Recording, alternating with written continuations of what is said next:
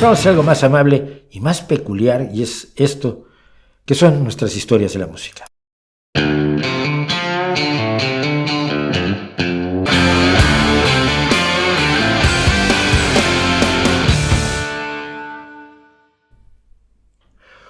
Woodstock. La sola palabra de Woodstock se evoca, quizás ya no para los jóvenes, no demasiado, pero evoca para muchos de nosotros, para muchas generaciones, evoca un momento fundamental, no solo en la música, sino en la sociedad, cuando se creyó que el idealismo juvenil podía bastar para construir una sociedad distinta.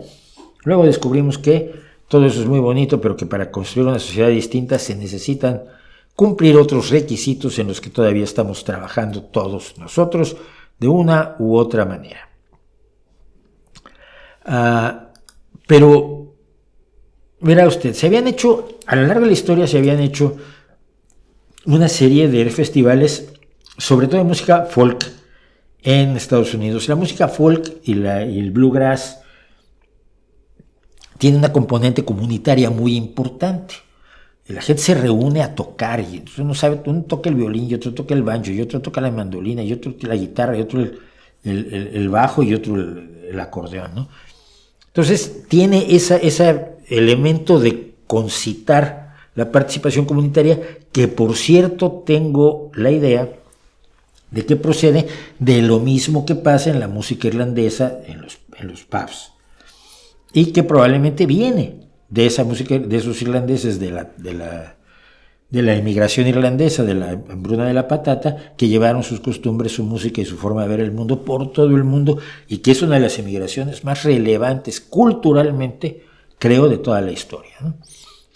Pero entonces, alguien decidió, y de esto ya hablamos en otra historia de la música, que John Williams de los Mamas and the Papas, el grupo de Mamas and the Papas, decidió, no es John Williams, ahora me acuerdo su apellido, hacer un festival pero de música pop, y le puso pop para no ponerle rock porque si no se asustaba la gente, y se hizo el festival de Monterrey, el Monterrey Pop Festival en 1967, donde se dieron a conocer personas como Jimi Hendrix, Janis Joplin, los Who, Crosby, Stills and Nash y un montón de otros. Y entonces alguien decidió, Michael Lang, Artie Kornfeld, Joel Rosman y John P. Roberts, decidieron que qué tal que hacían un festival pero grande. No es festival que se hacen ahora, ¿no? Pero festival grande. Dos de ellos financiaron el proyecto. Uno de ellos tenía experiencia como promotor porque había organizado el Miami Pop Festival, que era uno de los seguidores del Monterrey Pop Festival, donde habían ido unas 25,000 personas durante 2 días.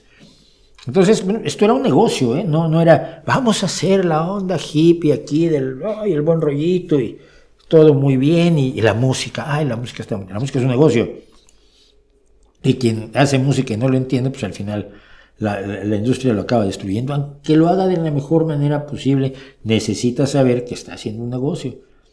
Necesita saber que cuando se sube a un escenario hay gente que depende de lo que está haciendo y que haga bien lo que sea en el escenario, no solamente por sus valores estéticos, sino porque esa gente depende de él o ella o ellos o ellas para ponerle un plato de comida enfrente a sus hijos.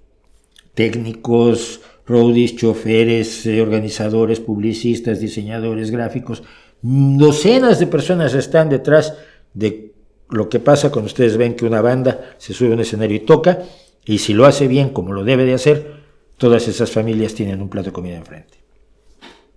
No es ninguna tragedia que sea así, sí, y es así. Pero bueno, la idea es que vamos a hacer un negocio. El problema es que no pudo ser un negocio, pero la cosa fue más o menos así. Iban a hacerlo, fue en agosto de 1969, y se iba a hacer en el pueblo de Woodstock. Y se llamó Woodstock y le pusieron, ya habían salido la publicidad, que era más o menos así: Woodstock, Feria de Arte y Música de Woodstock, presenta una exposición acuariana en White Lake, Nueva York. 3 días de paz y música, con ese logotipo que no sé quién hizo, pero me parece uno de los mejores logotipos de la historia, me parece maravilloso el diseño. Y ahí pone una lista de personas, algunas de las cuales nunca llegaron, o ya las habían puesto allí cuando ellos dijeron que no quiero ir, o no puedo ir, o tengo otros compromisos, o tú estás loco, yo qué voy a ir a hacer allí, o me estás pagando demasiado poco, que también pudo ser el caso. 15, 16 y 17 de agosto de 1969, 3 días de paz y música. Como decíamos, empezaron a vender entradas, las entradas se vendían muy bien. Los boletos para los 3 días costaban $18 por anticipado y $24 en la puerta de entrada. Equivale eso hoy a $140 y $190 o 120, 150 euros. El problema es que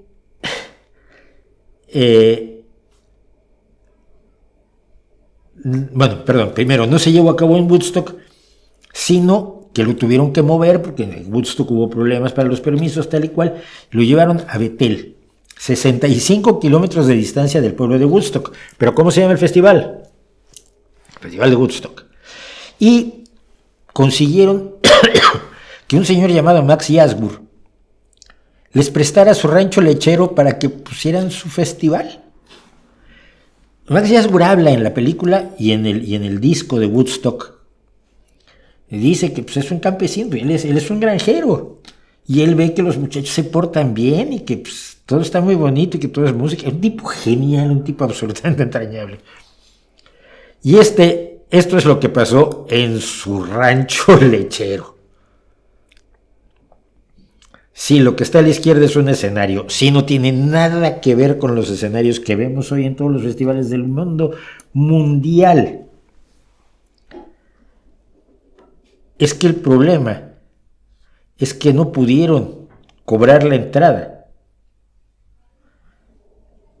El asunto iba a ser viernes, sábado y domingo, si mal no recuerdo.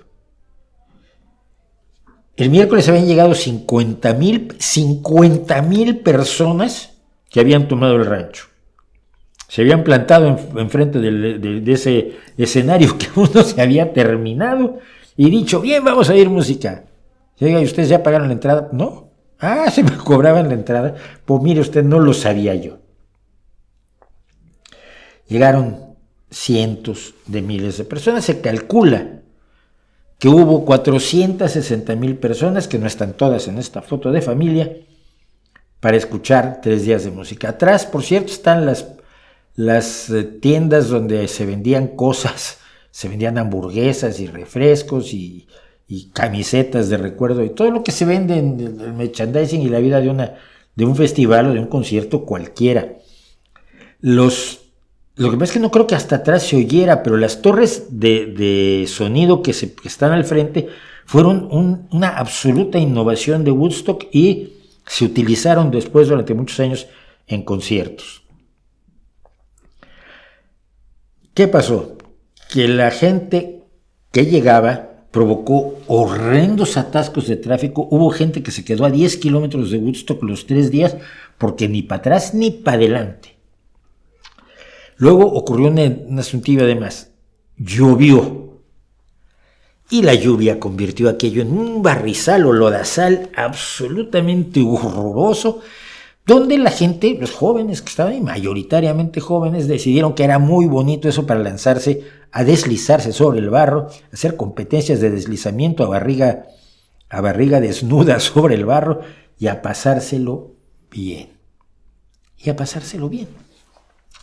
Y se lo pasaron fantasionalmente bien. Esta foto que ven ustedes arriba, aquí, es la de el disco y la película, que finalmente la película fue lo que más o menos pagó los gastos de Woodstock. La pareja todavía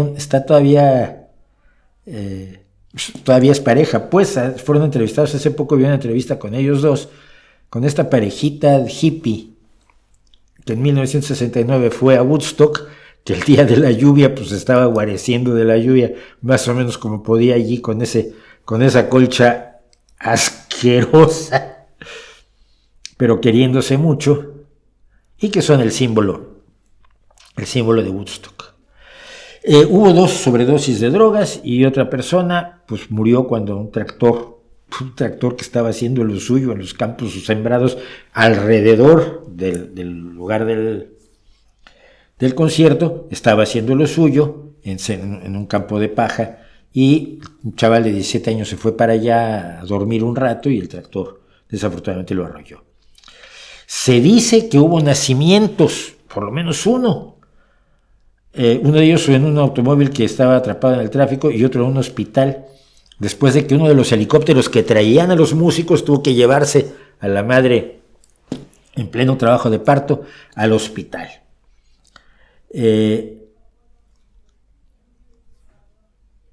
No se han podido confirmar las afirmaciones de que hubo nacimientos, pero aquí creo que funciona mucho el que si no ne vero è bien contado. Es decir, si no es verdad, si no ne vero è bien trovato. Si no es verdad, está bien contado. Hubo de 4 a 8 embarazos espontáneos y 742 sobredosis de drogas que no llegaron a la muerte. Hubo 2 que sí. ¿Qué fue lo que hizo que Woodstock llamara tanto la atención? Aparte del número absolutamente inesperado de gente que fue ahí a oír música o a vivir la contracultura hippie. Pues que no pasó nada. Que si algún par de personas se liaron a manazos, no se supo. No hubo broncas, no hubo peleas, no hubo violencia de ningún tipo. Era como la validación de que el sueño hippie del idealismo juvenil que compartíamos todos, yo compartí un poco después, yo tenía 14 años cuando se hizo Woodstock, que el idealismo juvenil podía ayudar realmente a construir, no, ayudar sí ayuda, porque podía por sí mismo construir una sociedad mejor, más amable, más noble, más vivible, todo eso que todavía queremos todos. ¿Quiénes tocaron? De todos los que iban a tocar, que algunos nunca pudieron llegar, los más conocidos, por contarlos aquí, son Richie Havens, Melanie, que era una cantante maravillosa, Arlo Guthrie, que por ahí anda todavía, Joan Baez, que por ahí anda todavía, Country Joe McDonald, John B. Sebastian, Santana, ese sí lo tienen que conocer, Grateful Dead, Canned Heat, Creedence Clearwater Revival, Janis Joplin, Sly and the Family Stone, Los Who, Jefferson Airplane, Joe Cocker, Country Joe and the Fish, 10 Years After, que tiene 10 Years After allí con Alvin Lee, es uno de los solos de guitarra más maravillosos de la historia de la humanidad, por cierto. Johnny Winter, 10 Years After, Blood, Sweat and Tears, Crosby, Stills, Nash & Young, Paul Butterfield Blues Band, Sha Na Na. Espérense, el festival era viernes, sábado y domingo, pero la Paul Butterfield Blues Band y Sha Na Na ya tocaron la mañana del lunes 18 de agosto de 1969, porque se iban alargando los otros actos y al final estos quedaron al final. Y el último que tocó fue Jimi Hendrix. La famosísima interpretación que hace en Woodstock, donde toca el himno nacional de los Estados Unidos con la distorsión al máximo de su guitarra y donde posteriormente quema su guitarra con líquido de encendedor, líquido de mechero, etcétera. Todo eso ocurrió solo ante 30,000 personas. 420,000 ya se habían ido a su casa, porque bueno, el festival acababa el domingo en la tarde y al día siguiente había que ir a la escuela, había que ir a trabajar, había que volver a la vida real. Y entonces, lo que casi nadie sabe, es eso, que Jimi Hendrix fue el último en tocar, mientras que algunos, como Crosby, Stills, Nash & Young, eran la primera vez que tocaban los 4 juntos, y hay una serie de presentaciones, de actos de Woodstock que son absolutamente memorables. Yo pensaría en el de Canned Heat, por ejemplo, que es una maravilla. Tenían uno de los mejores bajistas del mundo. Vale la pena. Si usted es joven y no le tocó nada de esta historia, vale la pena ver la película de Woodstock, porque además fue un intento de aprovechar la pantalla ancha, donde se utilizan 2 imágenes al mismo tiempo, de 2 cámaras tomando lo mismo, pero desde ángulos distintos, o bien presentando una panorámica de lo que pasaba entre esa multitud de 450,000 personas, mientras tenías a los artistas cantando. La película es maravillosa, la película ganó un Oscar como el mejor largometraje documental de 1970, un año después de la realización del festival. Fue el último festival así. Después vino, como ya lo contamos también aquí, el Festival de Altamont, donde terminó el sueño con un terrible asesinato que también fue capturado por los que estaban haciendo una película, por cierto. Esa es nuestra historia de la música de hoy.